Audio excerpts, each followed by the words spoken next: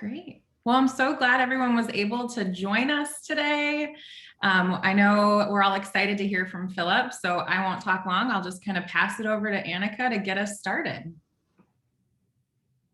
Okay, I'm going to make my introduction brief too, because we all are really excited to hear Philip talk. So on behalf of Stamps and the Advanced Textile class, we would like to welcome you, Philip, to joining us today. And we're really excited to hear about your experiences about life and also your career journey. Just a little background, Philip is a graduate from LSA and earned a graduate degree in both political science and communications. Philip is the president and owner of Philip Jeffries Wall Coverings, which is a world leader in wall coverings. As a company, Jeffrey Phillips is striving to make the world a more beautiful place, one wall at a time. So without any further ado, please everybody give me some snaps welcoming Philip Bershad. I like that, the snaps. Hey everybody, good to see you guys. Thank you for spending some time with me. So you're probably like wondering, what is an LSNA major doing in the wallpaper business, huh? Well, I'll just share some stories with you guys, and I have some fun slides and a little bit about who we are. By show of hands, anyone ever heard of Philip Jeffries before? 1, 2, 3. All right, some of you guys, yes. I'm only seeing one screen, but that's good. And then for all of you guys that haven't heard of Philip Jeffries, that's good too, because that means I can tell even more stories. So I love that. So with that, Annica or Melissa, should I share my screen and rock and roll? Yeah, sounds good. All right, awesome. So what do we all say in COVID? Can you see my screen? Awesome. Okay, so guys, like I said, today I'm going to tell lots of stories. So hopefully they're entertaining, and hopefully you guys learn a little something today. And then I know we're going to have some time to talk, and I will pause a couple times to ask for some audience participation. So hopefully you guys will not make me talk all by myself. Sound good? So if you see my screen, obviously the first thing I said, I'm going to talk a lot about some stories. And I'm also going to talk about this thing called otaku. Anyone ever heard of otaku before? Well, it's a Japanese word, and it means passion. And it doesn't mean like being passionate about your boyfriend or your girlfriend or your husband or wife. It means being passionate about almost to obsessive quality, passionate about your craft, passionate about your art, something almost like obsessive. People like, remember when the iPhone first came out, you guys were probably like 3 or 4? Just kidding.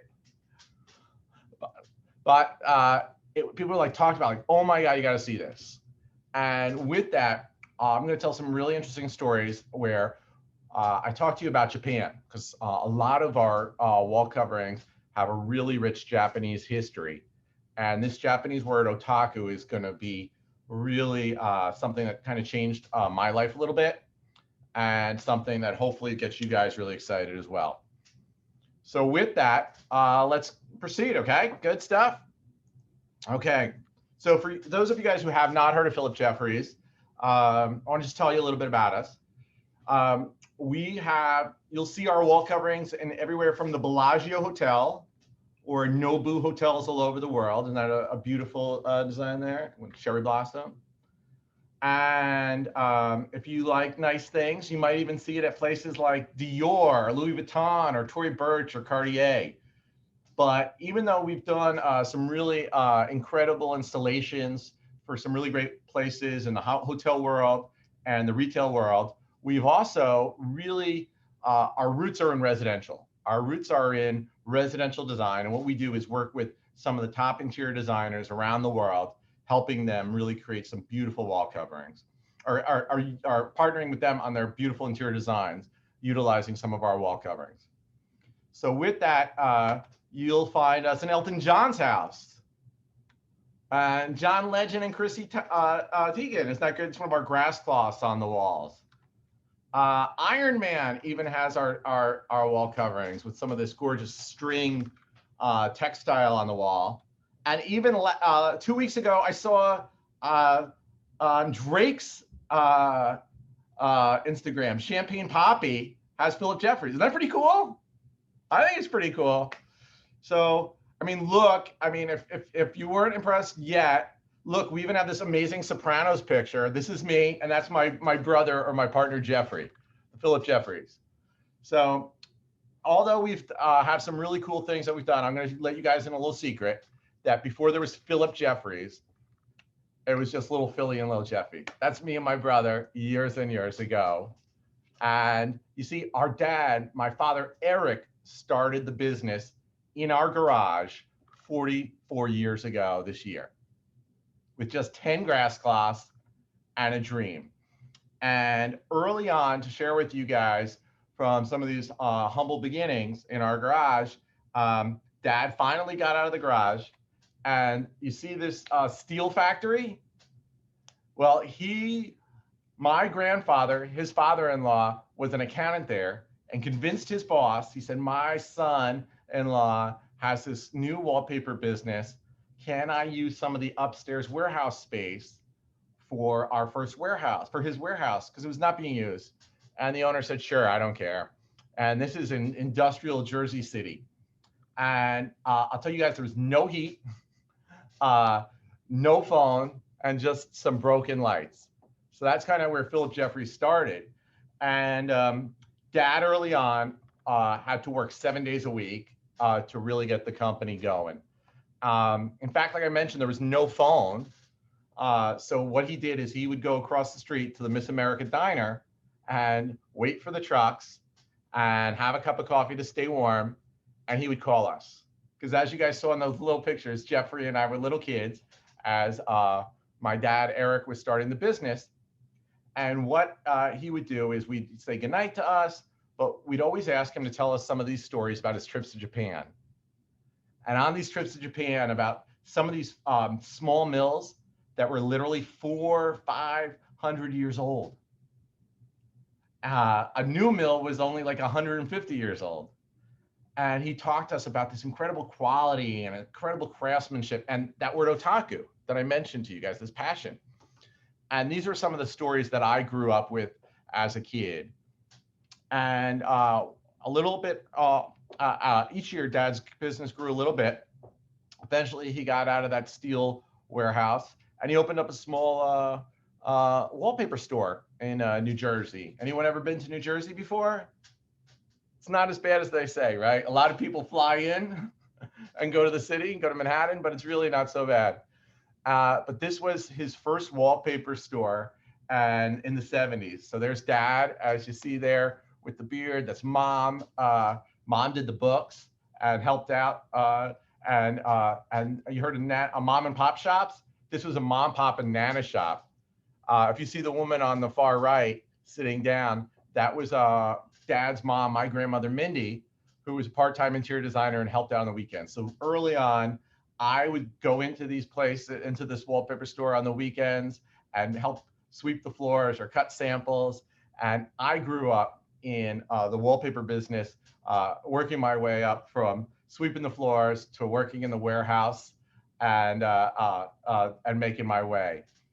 So today, we went from back then when Dad had 9 folks in the wallpaper store to over 209 folks around the world. And what I'd love to do today is share with you guys a little bit of the journey on how the company went from starting from nothing, as you saw, to creating a company to where we are today, and talking to you guys a lot about the craftsmanship and what are some of the things that go into the wall covering and how they're made and how they've how this business has changed my life.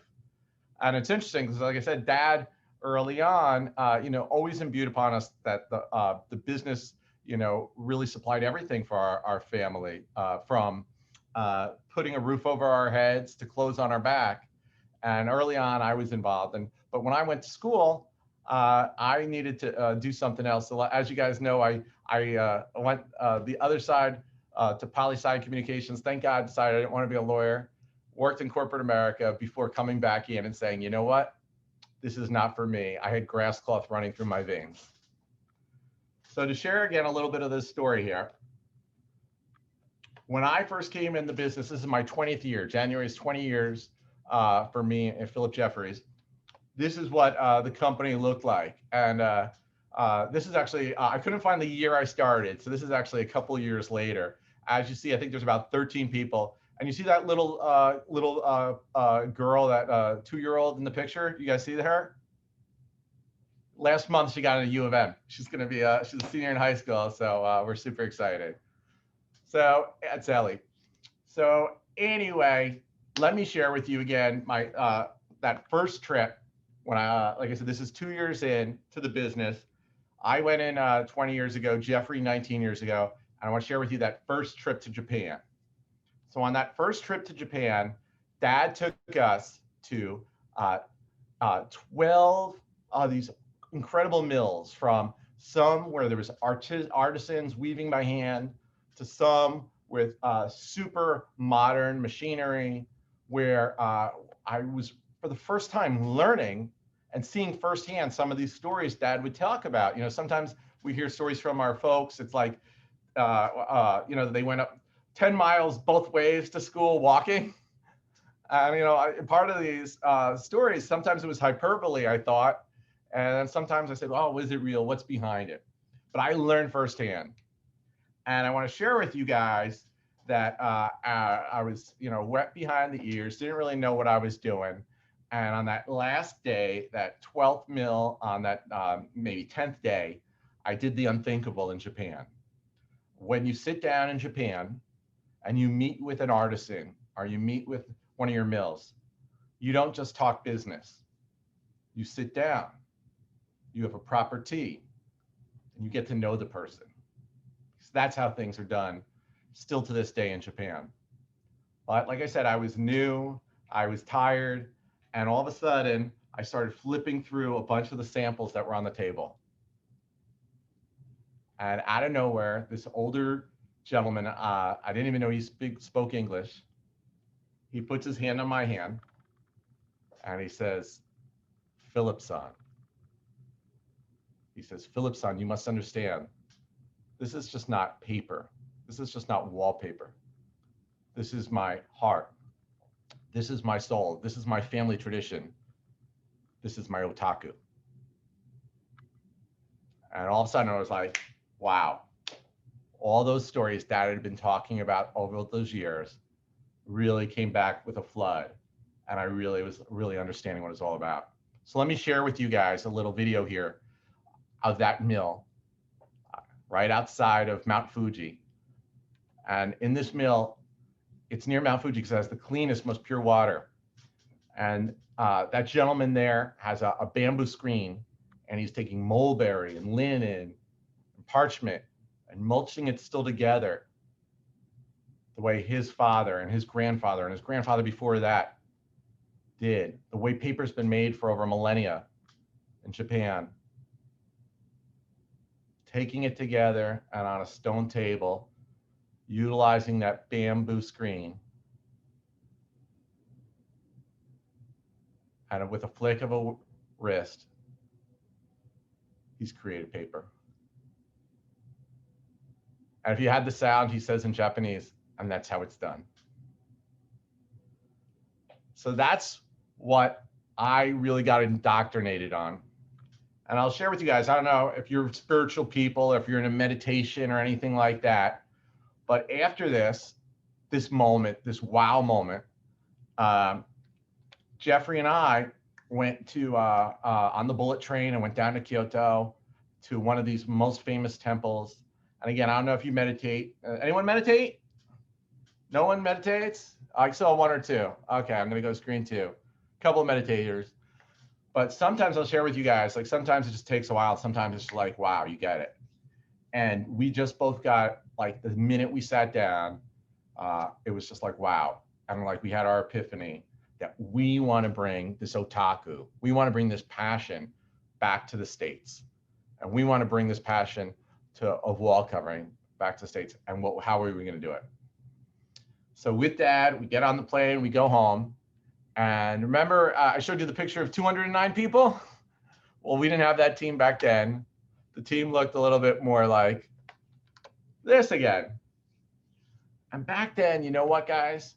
One of the things that we did is we sold wallpaper, and we created and designed it.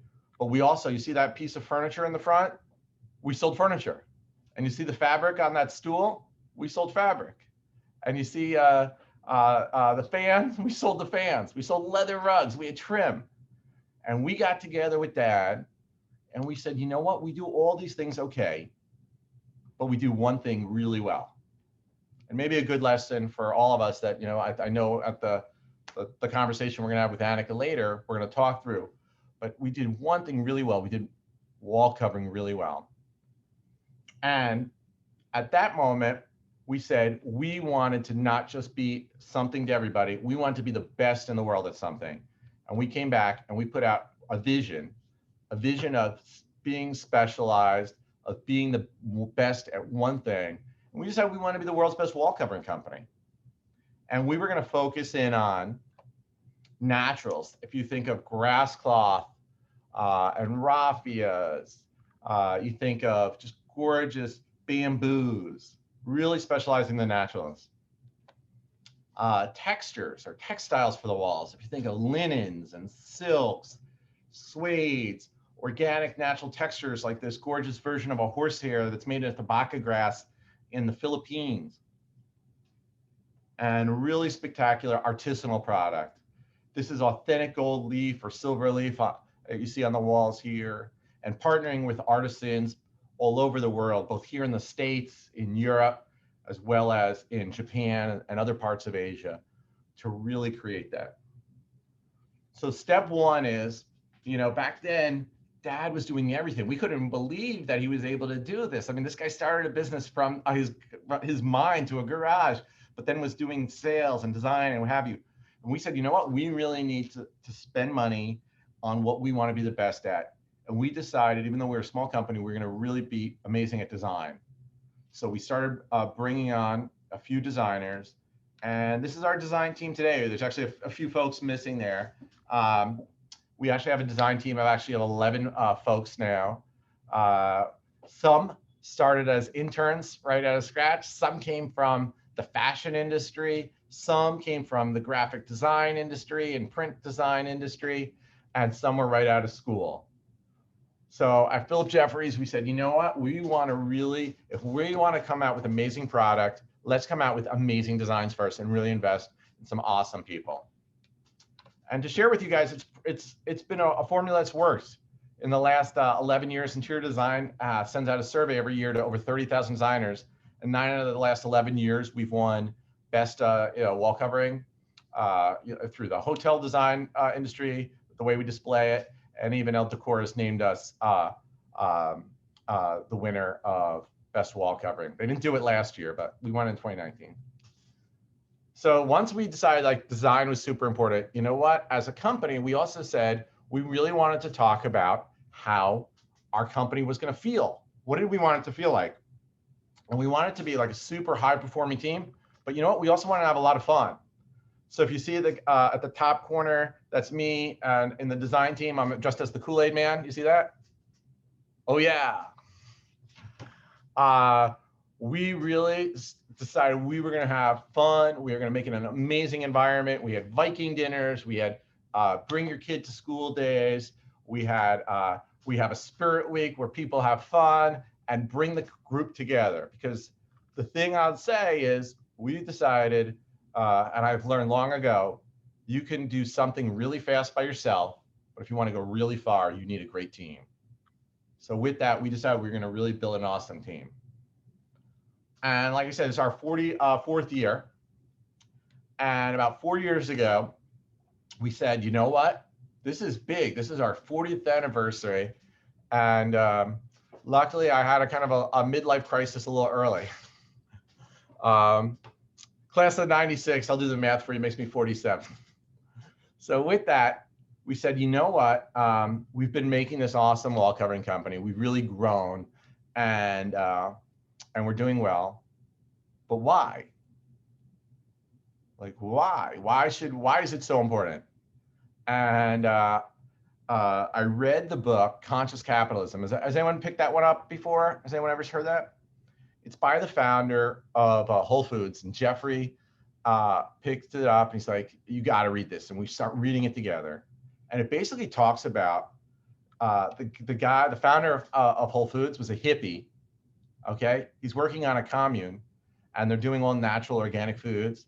And he sees that, some people are working, some aren't, but he creates his own company, of course, called Whole Foods, and realizes that, what? Capitalism has brought more people out of poverty than anything else in the course of mankind and womankind. That, what? Greed is not good, but empowering people, right, is amazing.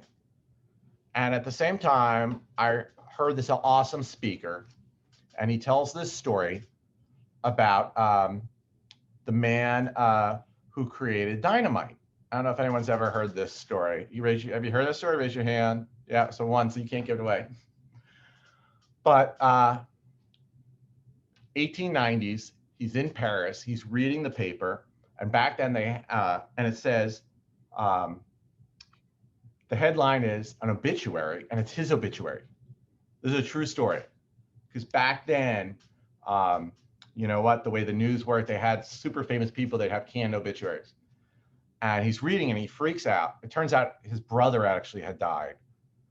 But the headline is, the warlock of war has died. The man responsible for killing more men than any man in history has died.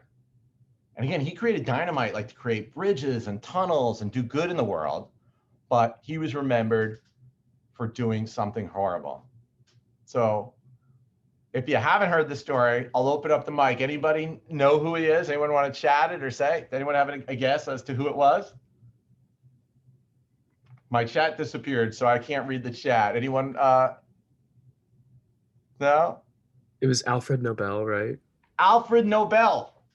Thank you, Jaeger. Thank you. Right? What do we think of when we think of Nobel?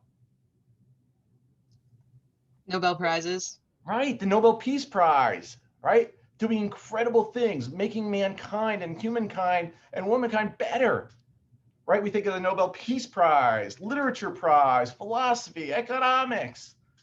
And this guy in the 1890s said, I don't want to be remembered as doing bad in the world. And as I heard this and I read the Conscious Capital book, Jeffrey and I got together and we said, we don't want to just be known as a company that made great wall covering. We want to try to make the world a little bit better than the way we found it. So with that, we came up with what we called our great purpose.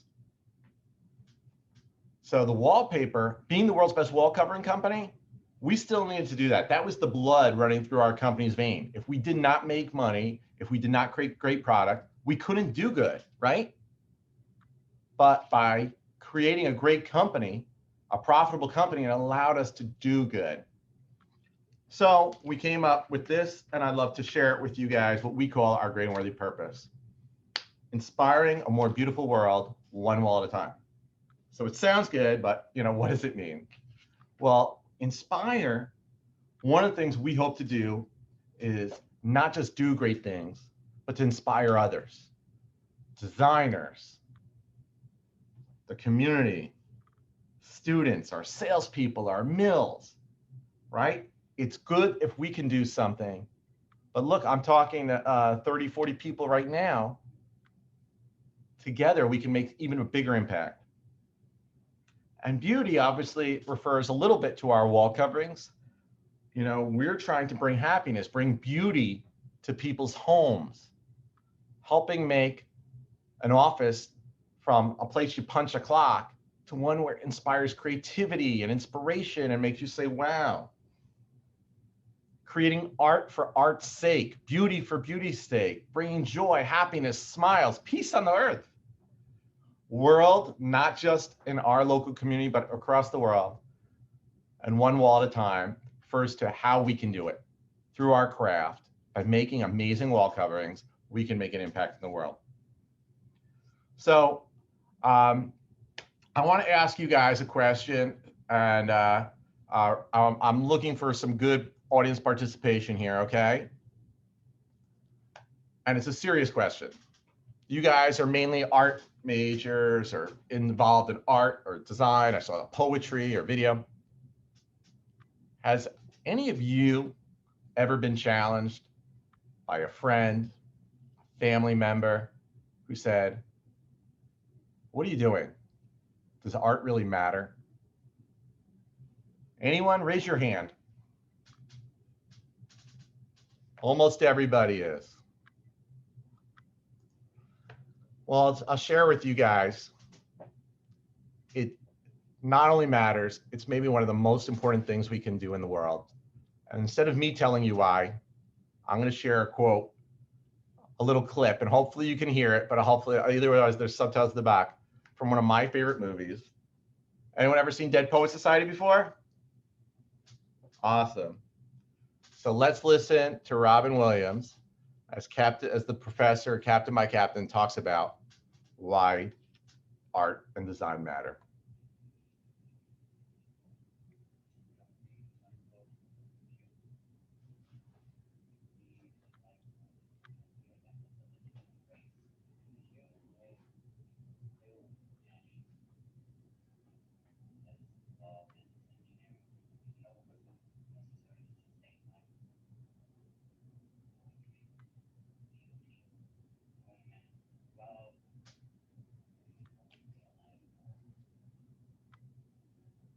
How awesome is that, right? Medicine, law, business, engineering, noble pursuits, necessary to sustain life. But that's not why you live. We live for art, beauty, design. That is the soul. That is what you guys are creating. Hold on to it.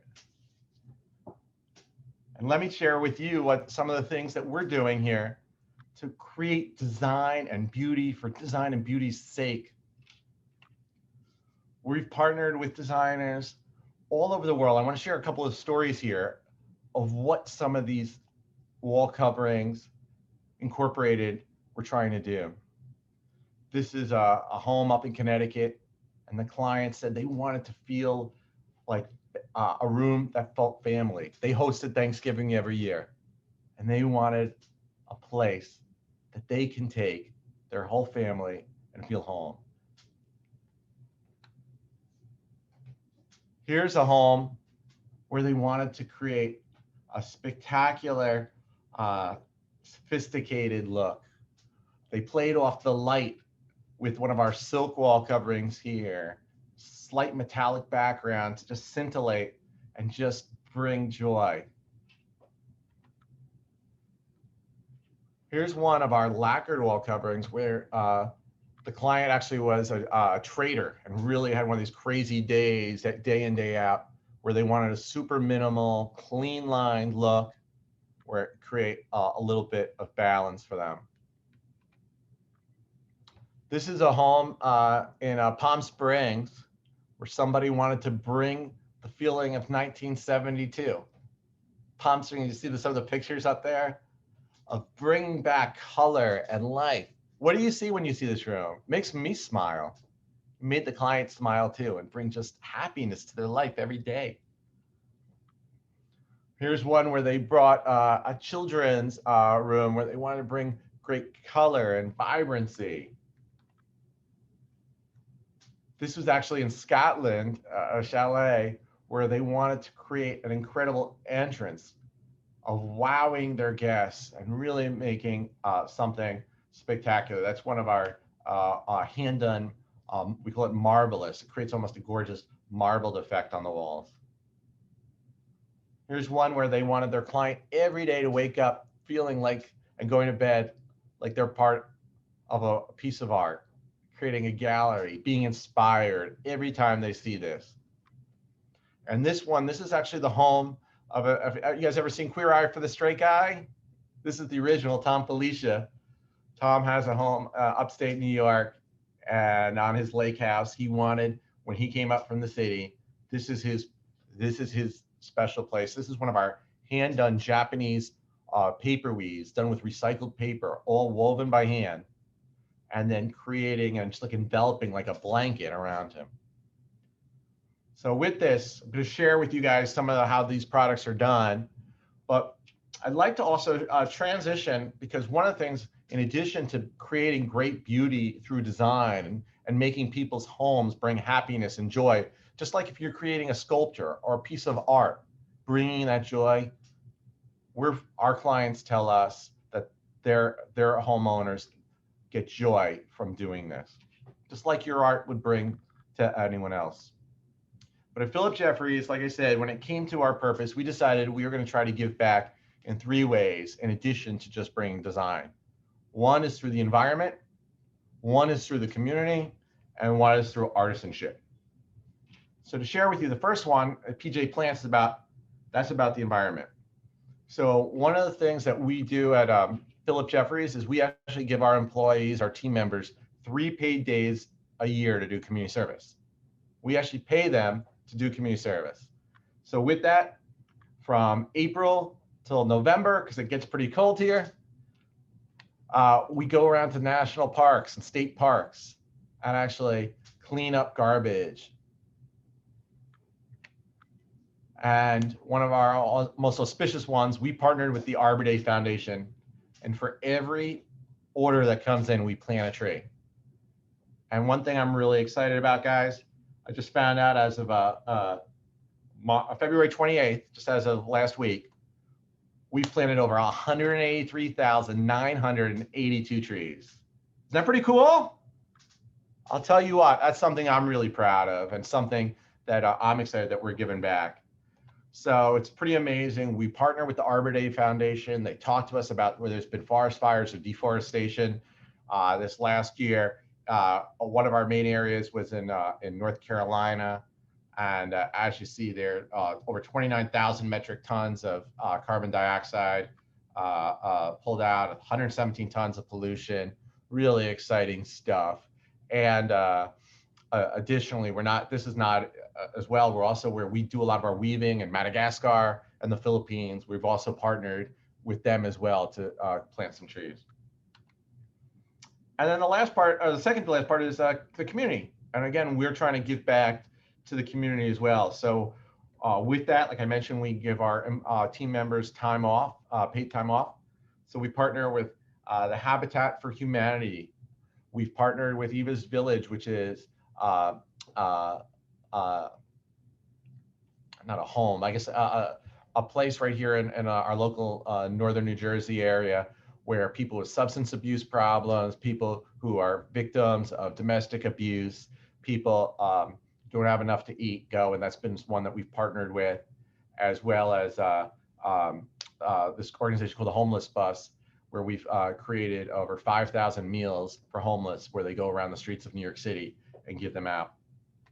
And just a couple of quick pictures. That's we've built greenhouses in public schools of downtown inner city Paterson, to working at food banks right here in northern New Jersey.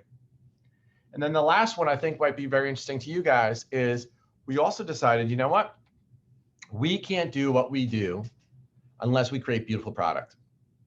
Unless we found amazing artisans who can help us create this gorgeous product, you know what?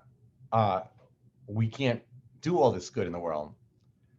And I love the expression, I'm sure we've all heard it from the Bible, right? You give a man a fish, he eats for a day. You teach him how to fish, he eats for a lifetime. And look, charity is so important. Philanthropy is so important.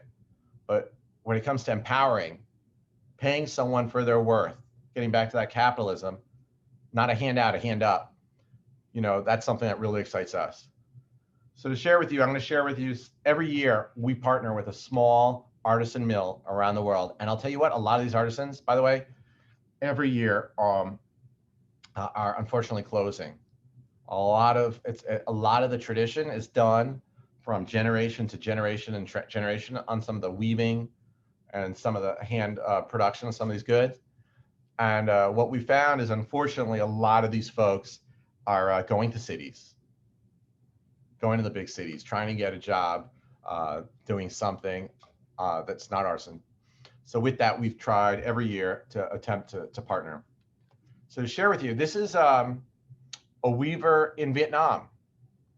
What you see there is a water hyacinth. You see the green there?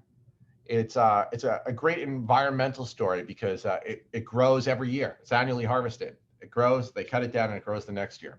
It's not like a tree that takes 9 to 11 years.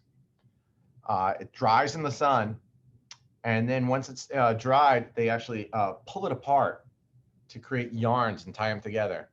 And as you see here, it's by this artisan. He actually weaves it by hand and foot. And take a look what we do. And we take that gorgeous product.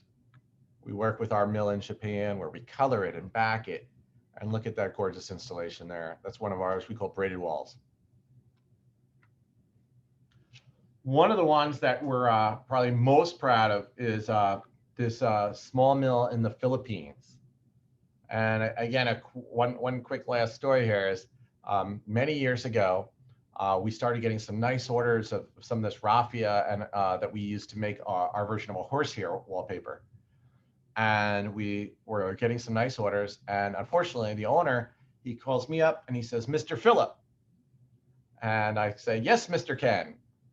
And he says, "I'm sorry, we can't make any more of this this raffia horsehair wall covering for you." And we said, "Why is that, Mr. Ken?"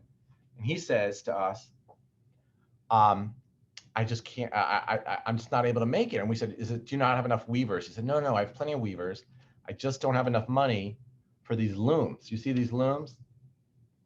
A couple $1,000s to $1,000. And we said, well, if you had more looms, would you be able to weave more? So he says, of course I will. So we loan him a little bit of money, and a year goes by, we were able to do some more. And we create this gorgeous product that you see here. But like I said, about 2 years go by and Mr. Ken calls us up. He goes, "Mr. Philip, Mr. Jeffrey, there's something important I need to tell you." And we said, "What is it, Mr. Ken?" And he said, "Do you remember that you loaned me that money for those mills?" I said, "Of course you did. We did, and you made such great products and you paid us back." He goes, "Yes, but better than that. We went from weaving with one village to 3 villages. And we've now went from employing 20 people to over 60. And that means that a lot of these women are now making enough money that they don't have to work in the fields and they can actually send their kids to school." So that's something we're super proud of. And I think that's a really great story about how you can make a beautiful product, make money, and do some good in the world. Sharing, again, this is one of our new hand-done products. This is actually banana fibers done in the Philippines, mulched together, hand cut and laid down to create this gorgeous new product we just came out with called Breeze Block. We're taking authentic wood veneer, die cutting it, and you see this, each piece is laid down one by one to create a spectacular parquet effect.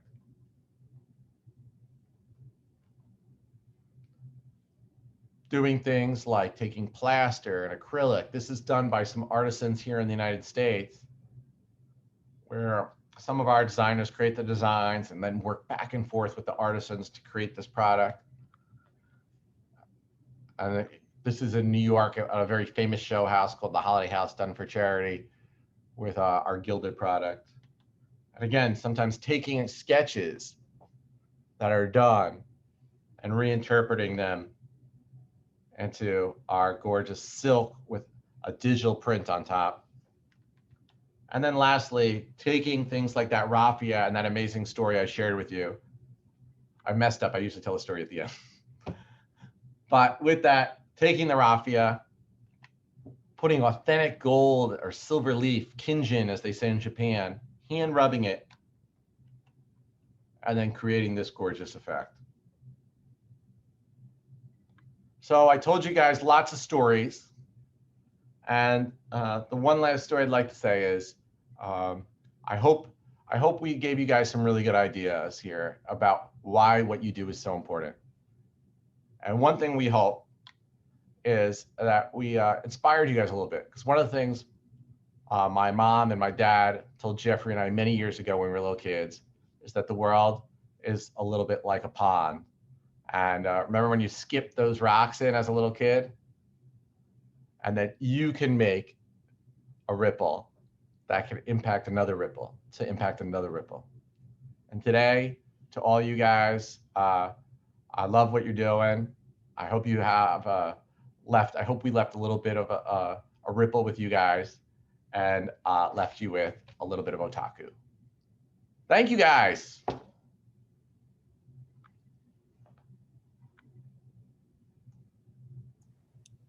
Thank you, Philip. It was very inspiring. Thank you.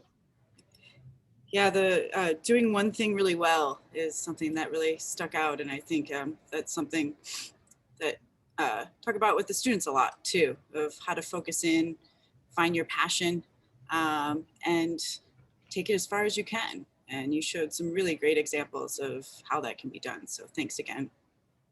At this part of the workshop, we're gonna open it up for Q&A. I have some questions and points to bring up, but I would also just like you guys to speak up and start asking Philip questions. We can also utilize the chat and start kind of adding questions there. Then maybe Melissa and I can kind of go through and kind of monitor that. Would anyone like to start us off with a question? Yeah, I have a question. You can go first. I'll go after you. Okay.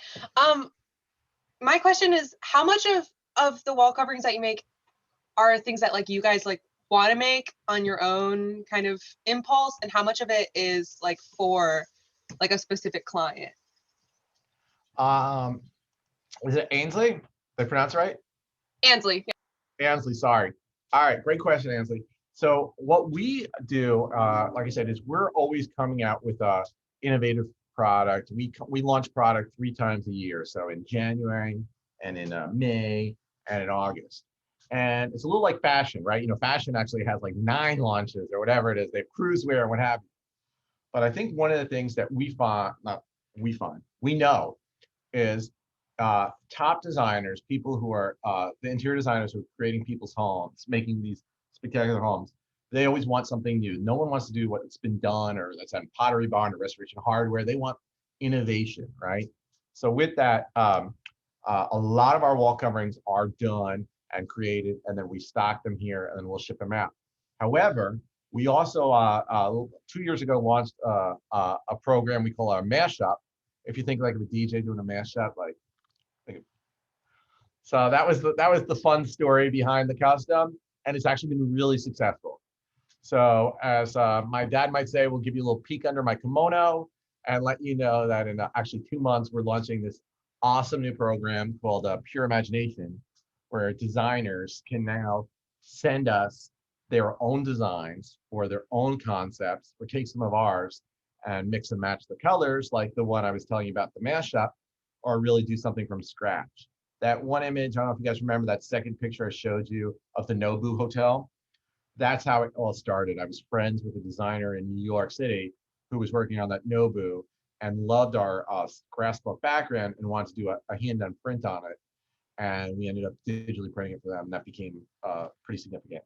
So bottom line is, we do some now, but it's really becoming more and more important that people want to do their own thing. Thank you. Of course. I was going to ask, are there like material specific mills, or do you use like assortment of materials in the weavings that you're creating at each mill that you use? So I think your question, I just want to make sure I got it right, Noah, is that do we just go to one mill for like one product line and another mill for another product line? Yeah, that's what I was asking. Yeah. Well, you know what? One of the things like I was saying is that earlier, and Annica was mentioning as well, is it's hard to do a lot of this product, what we do, like even the stuff I showed you from the Philippines or from Vietnam, we send it to our mill in Japan. Okay, so we actually it was one of Dad's best friends in the industry over 40 years, and unfortunately, about 5-6 years ago, he passed away from cancer, but asked us to make sure that the tradition survives. So what we do is we'll source different material from the Philippines, silk from India, and finish it in Japan. So I guess my answer to you is we will try to find who's the best at creating Dupioni silk or a Tussa silk and go to that mill.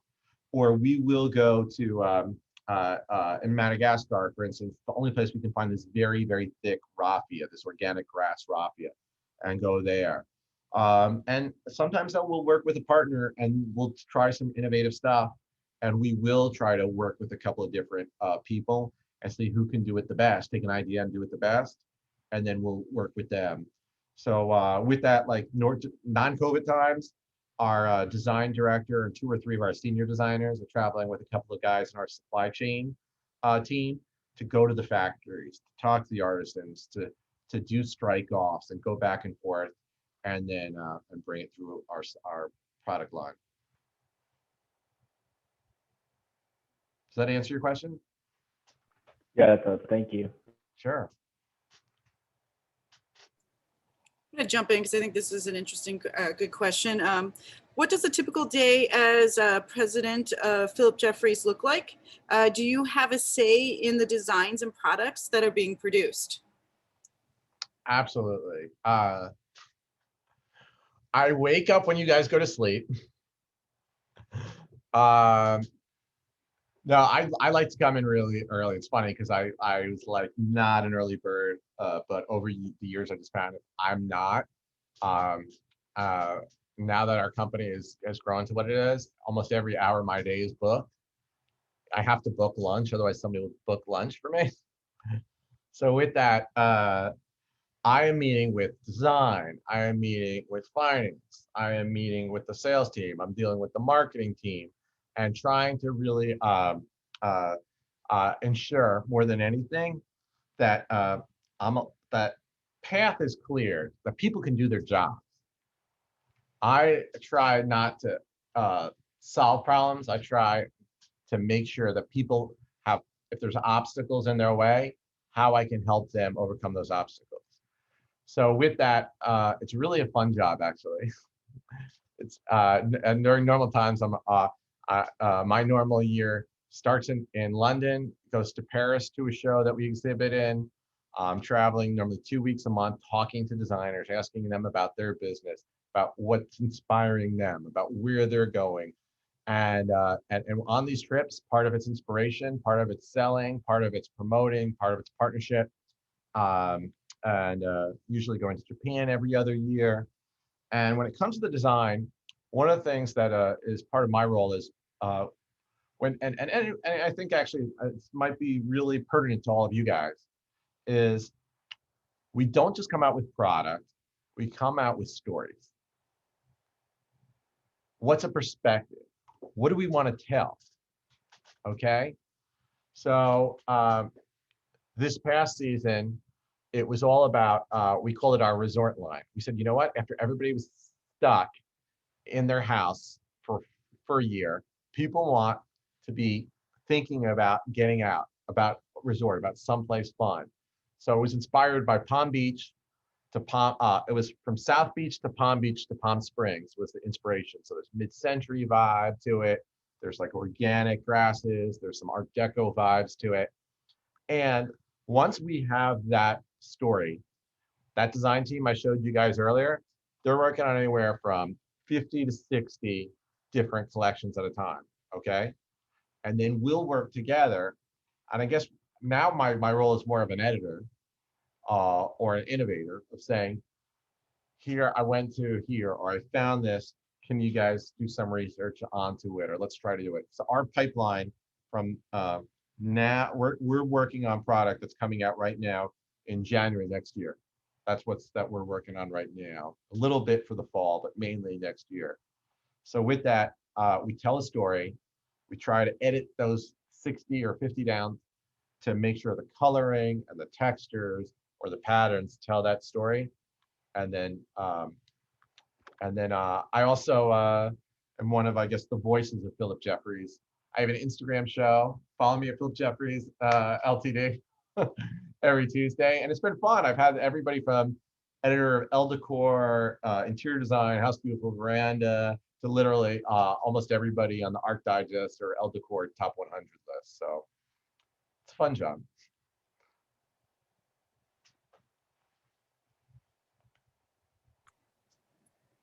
Other questions out there? I know you mentioned with a couple of designs, some digital printing on top afterward. So I was wondering, do you see the company moving more towards like that kind of post like weaving design, or sticking more with like the hand dyeing elements? Well, I'll tell you what, it's a great question. And in fact, the image behind me is actually a new ombre. We actually came out with two gorgeous ombres. And the thing that we've tried to do is hold true to our roots, but still innovate. And what I mean by that in this instance is, you guys can literally go online right now and type custom digital wallpaper, and there's probably like a Kinko's, literal or something like a Kinko's in Ann Arbor, if not multiple ones that sell it. But here's the thing: when we first got into this about 4 or 5 years ago, we had so many people talking to us, and you know what? If it's a billboard, it's okay, you can do it. But we got our start first working with a mill that did photographic and art reproduction. And we really learned a lot of how to do this. And as it went on, we decided, you know what, we weren't going to just do prints like anybody can do on Kinko's. We were going to do it on our grasses. We were going to do it on our linens. We were going to do it on our silks, on our authentic gold and metal leaves. And as you guys know, if depending on your work, it's all in the details, right? The devil's always in the details.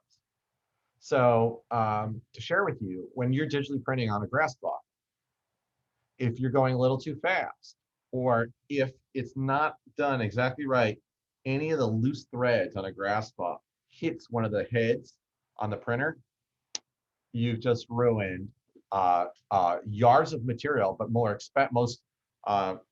importantly, the head of that die printer, depending on at least the ones we're using, you're talking hundreds, if not thousands of dollars. So it is becoming an art, and I will say it's definitely a place they're going. It used to be, as I mentioned in the beginning, we've done a lot of hotel work. Right now, the hotel design industry sucks. So there's to share with you guys. Unfortunately, I have a lot of friends who were laid off or furloughed. And by the way, one great thing about Philip Jeffries, we did not one furlough and one layoff during all of COVID. That's something we're super proud of. And we just said, you know what? We took pay cuts across the board. Everybody tightened their belt, and we made it through. And we were super. In fact, this week we not just in August we gave the money back. We actually were able to do raises, so we're really proud of that. And in this day and age, but anyway, right now the contract industry is bad. The residential business is very good, and like we were talking about earlier, I do see more and more people wanting to do digital, wanting to do the custom that y'all were talking about earlier. And with that, at least right now, that's what we're looking for. So if there are any good print or graphic designers who want, you'll have to send me a resume at the end. That would lead into this question, because within my class, I have a lot of seniors. So there's and these questions that I'm asking are what they proposed. So what are some of the best ways to sell yourself as a young BFA graduate with technical art school skills to industry companies like Philip Jeffries?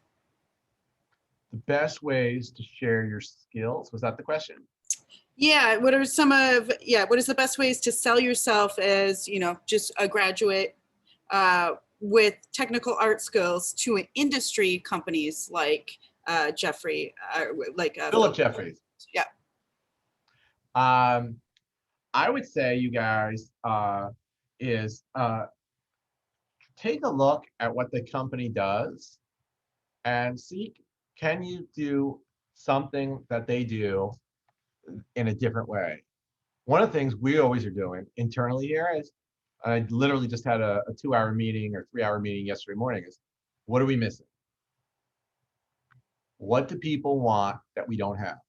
What are areas that we haven't thought of? What headaches do our clients have that we need to help solve? And I would suggest, whatever you do, don't do me too. You know, and if you're looking for a classic print line fabric company, for instance, have a couple of things, you know, that are in that caliber. But there's an awesome quote. I don't know if they still do it anymore, but the New York Times every weekend had like really good interviews, and I think it was in the business or the style section, and they would say, you know, they interview a bunch of people, and I still have, I remember the quote from Michael Kors, which is, "You want to make it different enough that people are a little uncomfortable or a little wow or this, but not so much that they freak out and they're like, that's not for me." And I think that's the balance that you guys have to do when you're trying to appeal to someone, is to be able to show, hey, I can do what you guys do, and here's a couple things that maybe a little uncomfortable with, but it's still not a total disconnect. Does that sound good? Is that helpful? Yeah.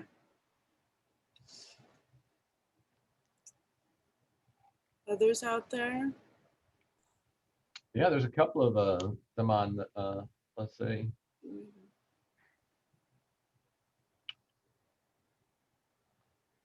Okay. Did I get it right?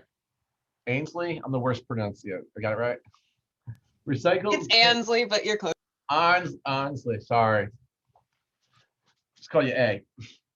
Recycled paper wall covering was mentioned earlier, as well as natural, that replenish naturally in sustainable time frame. Do you see the company moving toward using more post-consumer materials in the future? Very good question. Right now, with some of the backing papers, as of right now, we're only able to use the recycled paper on the face, not the backing. It doesn't have the same durability right now. So it's one of the things that we are working with some of our partners on trying to figure out. So we have worked quite a bit, like with a lot of our dyes are now water soluble. And I'll tell you what, also, guys, you know, you talk about greenwashing and stuff like that. And I don't know if there's any architects, but the standard is currently called LEED, LEED, and a building could become silver, gold, or platinum based on where it rolls up. But I'll share with you. You ready for this? Natural grass cloth, right? Remember, like the weaves I showed you, the grasses? It grows this year. They cut it. They weave it. By next year season, it's grown again, okay? Because that's done in the Philippines and we ship it on a boat here, that in many cases we get 0 points, okay? But you ready for this? Vinyl wallpaper that will be around for 2,000 years, okay? That is produced 500 miles from a construction site gets points. So explain that to me, right? So bottom line is we are continually talking. And in fact, that was one of the things in our big meeting. Again, what are we doing in 3 to 5 years differently? Is continuing to look at how the world, what we can do to make our materials even better.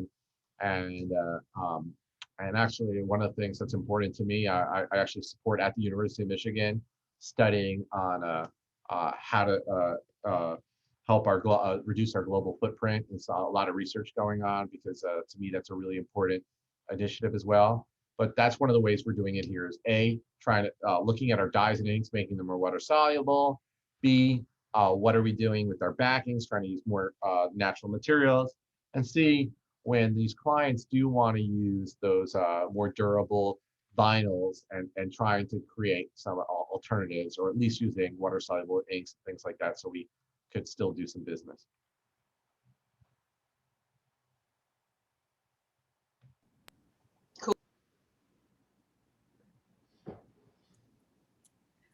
Here's another question from a student that I think you kind of went over in your talk a little bit, but maybe you can talk a little bit more about are there any specific skills that you have found to be helpful in your career, design or otherwise?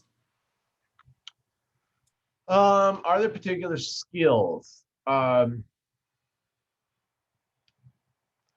trying to think off the top of my head if there's a particular skill. I'll tell you the thing that I ask every person who interviews with me. You guys ready for this one? Is tell me about your first job. What I'm looking for is, are they a hard worker? Like I said, my dad back in the day worked 7 days a week, and look, our company has grown quite a bit, but I sometimes work 7 days a week. I sometimes take 2 weeks off, right? And that's, by the way, balance. I think if you want to be super successful, and obviously you guys are at one of the top schools in the whole country, so you obviously were hard workers to get to where you are now. But I'll share with you, you know what? And something we talk about at Philip Jeffries a lot is there are some weeks that, hey, you need to burn the midnight oil here. But there's some weeks, you know what? Leave at 3 o'clock and get done what you have to get done and do what you want to do, as long as you get your work done. But I will say that work ethic is something super huge that we look for. And when it comes to design, like I said, right now, some of those graphic design, print design, digital design elements are super important. I'll say even some of our weavers now who have weaving experience, and I know we have some textile designers, we have a small loom here that people will play with, but it's not as necessary now, we're finding, as the digital technology. So Annica, I can get back to you with what some of the programs our designers are using. That'd be great. Yeah. Yeah, but I'm drawing a blank right now. Yeah. With that being said, because there's another question on where do you get your inspiration, fashion, travel? And I know when we met earlier, I think it was in the summer, we're talking about like the mood boards or how you actually design a collection, like from the start where you're going and resourcing materials, right? And then you're handing them to the designer. And could you just maybe bring us through that process a little bit more? You want me to share a screen? I can just flip through it really quickly, a couple slides. Yeah. So I just remember you talking about even like creating music for it too, the mood of like before even, getting into the design. And this is something that we talk about and where we start a lot with textile design is starting with your mood board, right? And your inspiration or your research and how important that really is to create your product, right? Okay, so I am not gonna, hold on one sec here. Okay, can you guys hear the music too? I'm gonna share the screen in a second, but hang on. All right, I'm gonna go through it quickly. Hold on, tell me when you guys can hear the screen. You guys hear the screen? All right, so this is a presentation I did. Hold on, let me turn down the volume a little bit. In January, so that was me, our design director, Tara Van Luden, who, by the way, started as an intern for us like 14 years ago.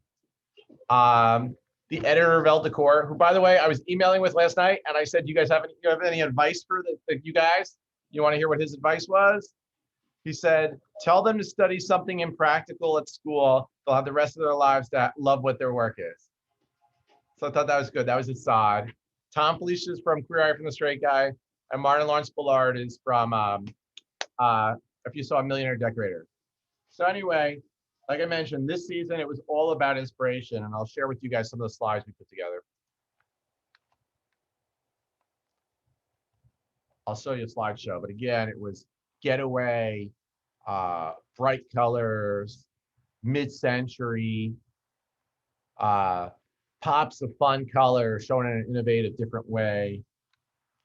Inspiration from the breeze blocks and some of the architecture, specifically of mid-century, some of the swooping open spaces and colors, the vibe of Art Deco that you might find in South Beach, to some of the old school luxury that you might find in Palm Beach.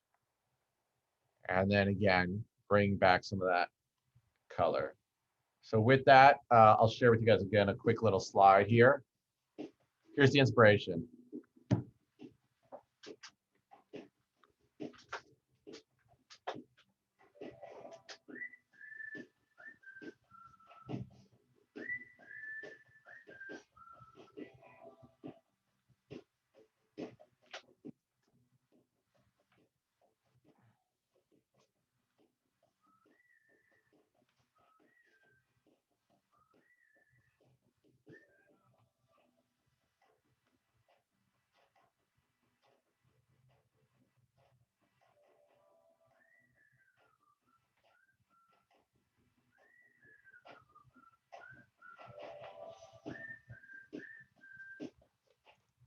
Oh, sorry.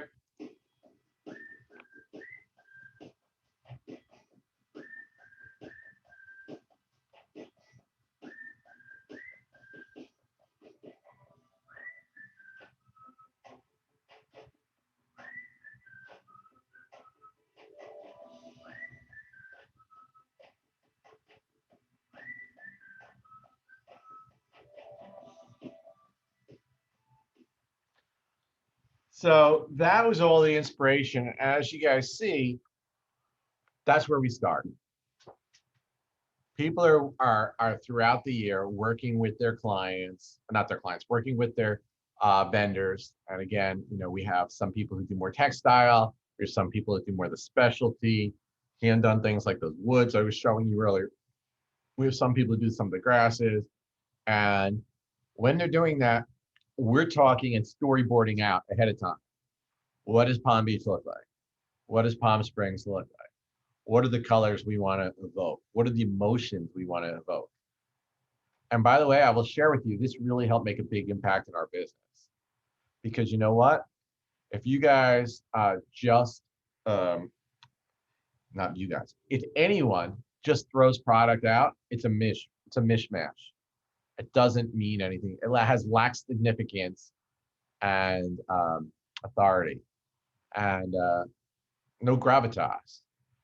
But when you can actually talk and say, here's my perspective. And by the way, I've been, like I told you, been in this industry 20 years. I learned a lot of it from the basics from dad, but over 20 years, I've learned from some of the great designers in the world. And they'll all tell me, early on I learned is, before they present a hotel project, before they present to a big presidential design client, they will say, here is what we want to do. And they'll actually write down a story. And that made a big impact on me. And you guys are learning that lesson 20 years before I learned it. So, I mean, do you want to see some of the additional images really quick, or how are we time-wise? Is that good? You guys want to see it? Yeah?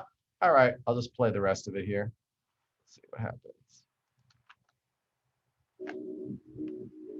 Here's actually how we took those designs and created them. Again, this is one of those hand-done ones I showed you earlier.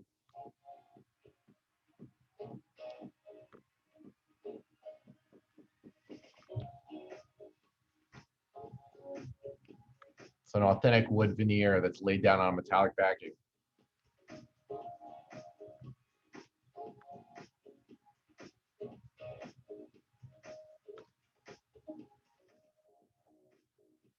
It's an embroidered wallpaper, one of the first ever embroidered wallpapers.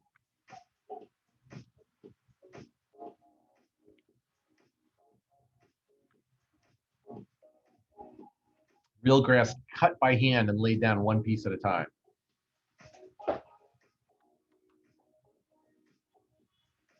Cork wall covering.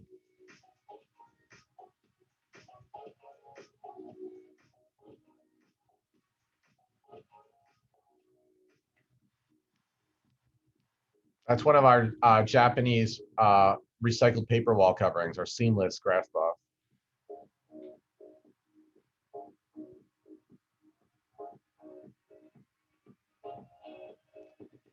Thinking about the backs of the chairs from the a rattan type effect on that last one. Here's your Palm Beach vibe.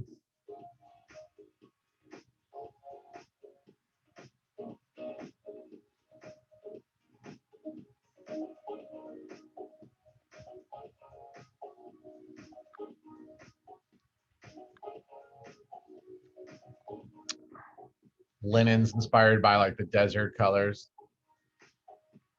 And this is our durable, the vinyl versions that are used again primarily by hotels, restaurants, hospitals, or even in mud rooms or basements or kitchens, because it's all washable.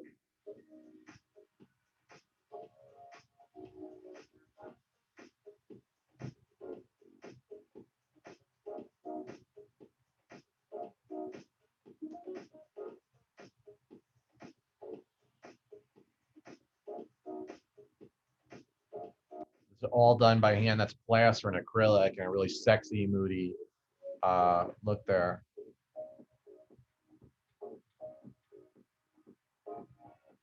That's mica, granite, vermiculite that create this awesome three-dimensional texture.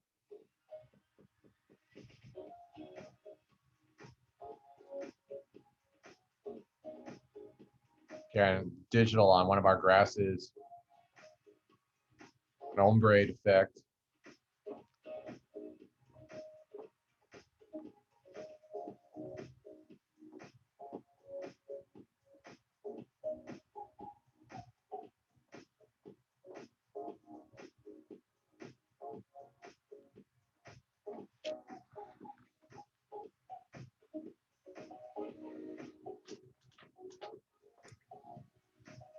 Philip, as we're like running through this question, you know, what's unique about your company is that the relationship that you have with the artisans, and that you have an in-house designers that you have.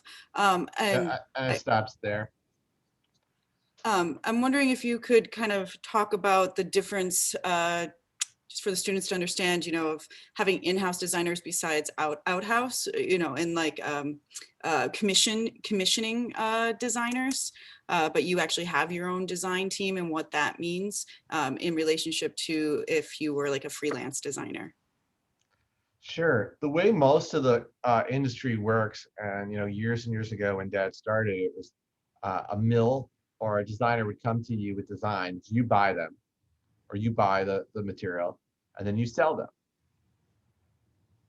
So they'll say, "Do you like this? What colors would you like?" Great, you buy it.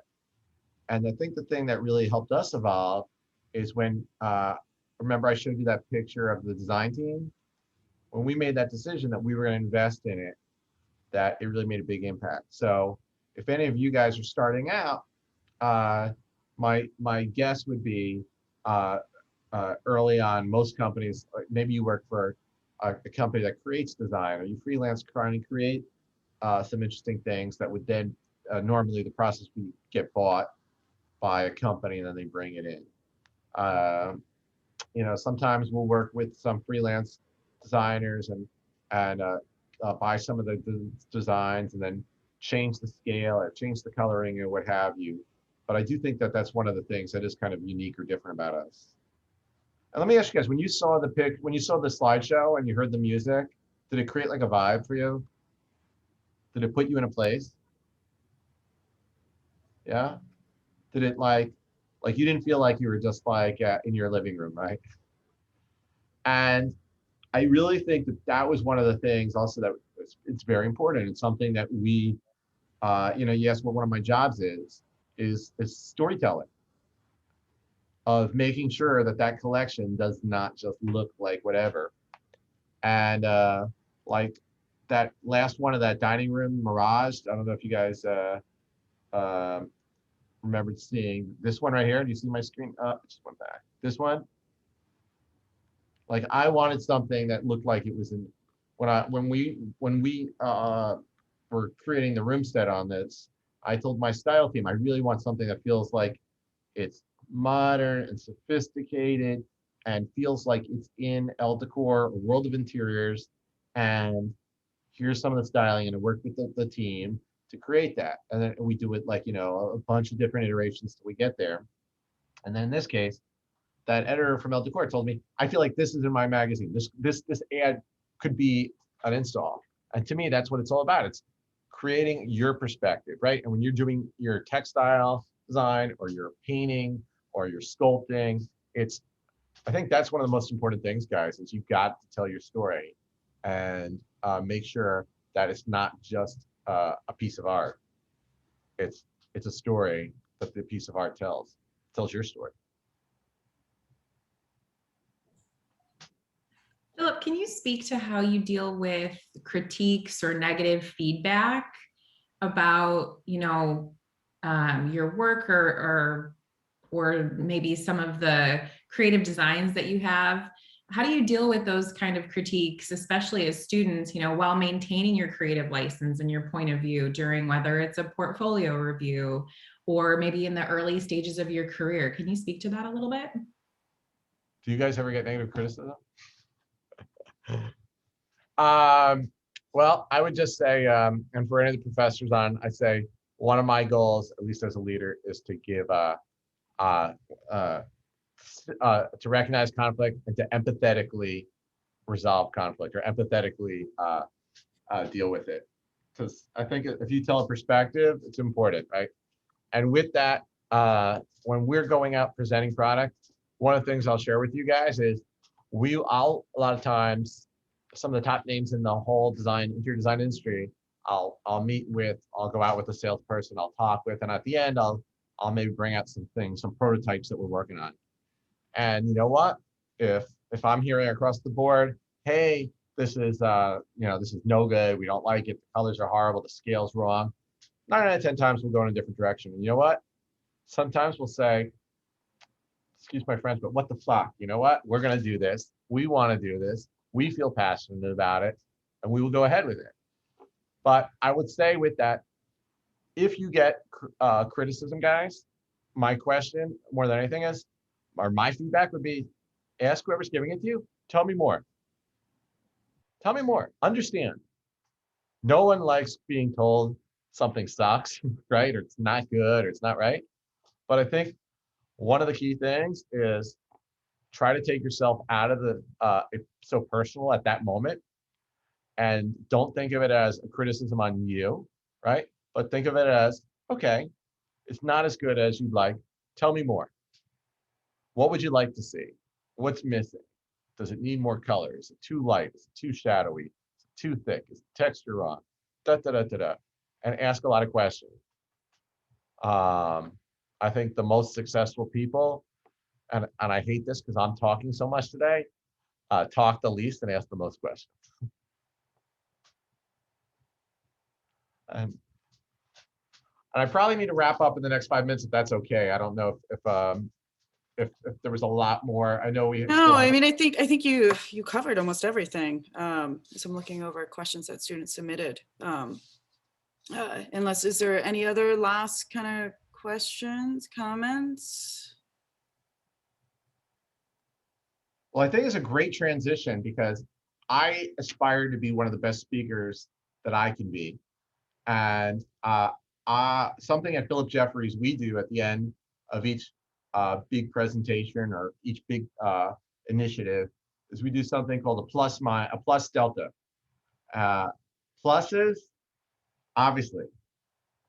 Deltas, what could I change or tweak that you would have made this even more interesting to you guys? Annica, would it be okay, or Melissa, if I asked the team for some feedback? Go for it. All right, guys. Critique is on. Got to start with the positive. Fill up my cup before you tear me down, okay? So I love, if you want to throw it in the chat, that's great. Or if you want to shout it out, even better. Tell me, what did you guys like? Nobody liked anything. I liked that you answered all of our questions, even if they could have been like a slightly critical question. Like my question about like sustainability, and then you like addressed it and then went further into it. Like it was like a yes and I'm all for that. Thank you. I like that you're not just talking about your business. You also introduce about like behind scene, like the artisan in Philippines, like the whole house, the whole industry is like doing, and the connection between, you know, your business to the community. And I really enjoyed the part. Thank you so much.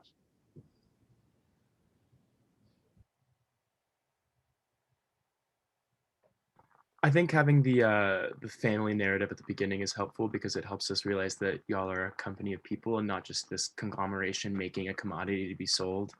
And so it makes it feel more like level and approachable. So that's really appreciated. Thank you. Thank you. And shout out to Eric and Susan Bershad for joining us today too. Oh, I didn't see that they're here. Hey, Mom and Dad.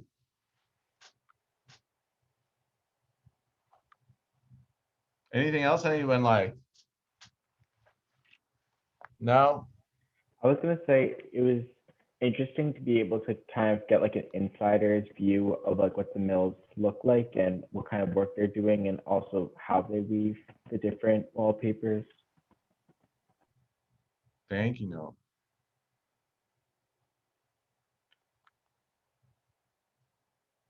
There's another comment in the chat saying, yeah, I really appreciated the backstory and the humble roots of, and speaking about how your father started the business.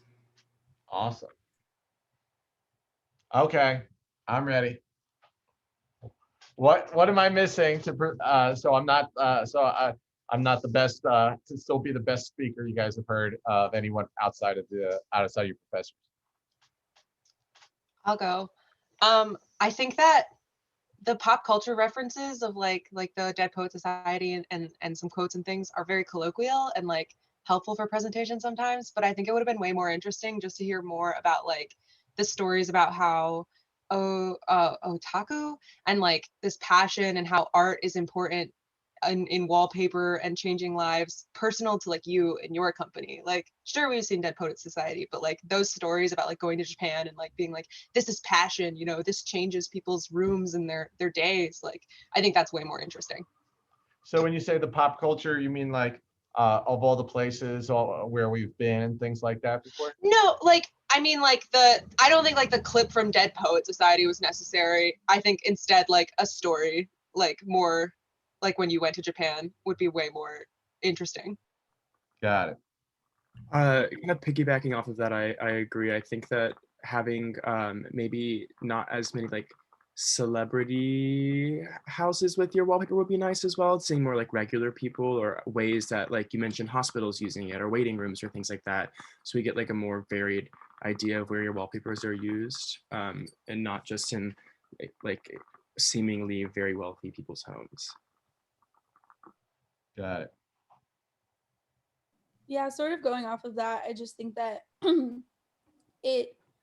there was like a little bit of a disconnect for me, as like these are like beautiful pieces of wallpaper, but I could never afford them, kind of thing, because they're like luxury, or at least that was sort of like how it was like seen, and if they weren't in like personal like rich people's homes, then they were in like big public spaces, like hospitals and stuff. So just maybe talking a little bit more about like, I don't know, other people that I don't know. I don't know if No, if, I if get like, it. It's hard to get yeah. those pictures that still look beautiful that you want to share. But if anyone is interested, I inspired you guys. We do have, you can start with a powder room for $200 with our basic grasses. So get on the website, take a look. I was going to say it might be interesting to include more information as to where you source all your materials. Where we what? You I'm sorry.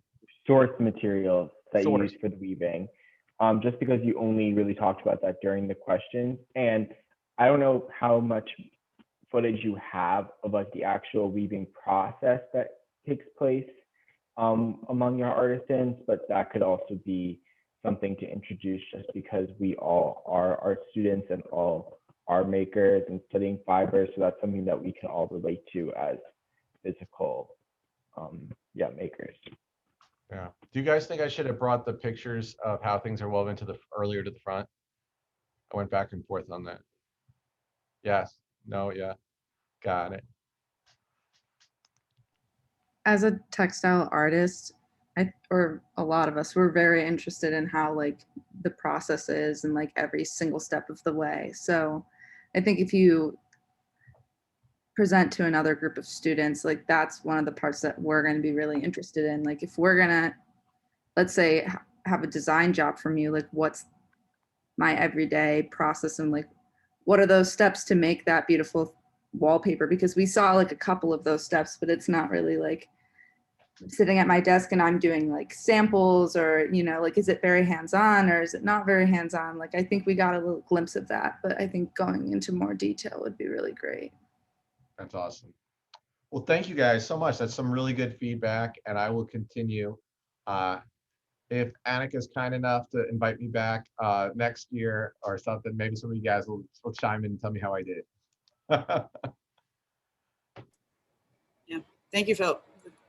Yeah, thank you, My Philip, pleasure. for joining us. Yes, snaps.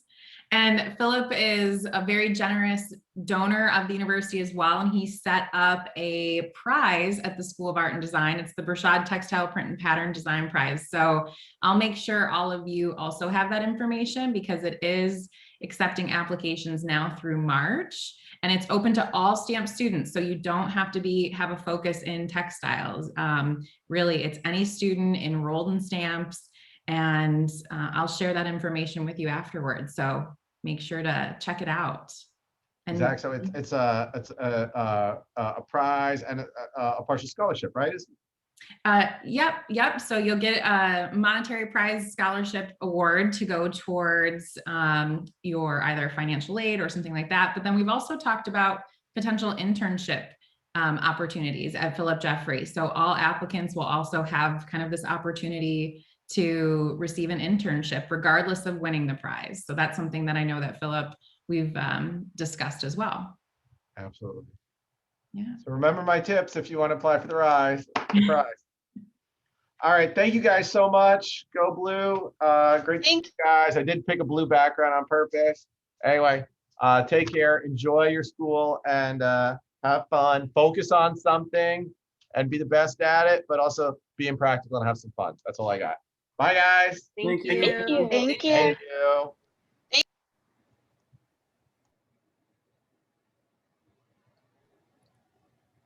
Annica, should we stay in this room or should we go to? No, let's go back to our link. Yeah. Okay. All right, thanks, Annica. Yeah, Thank thank you. you. Yeah. Thank you, Melissa. Yeah, bye-bye.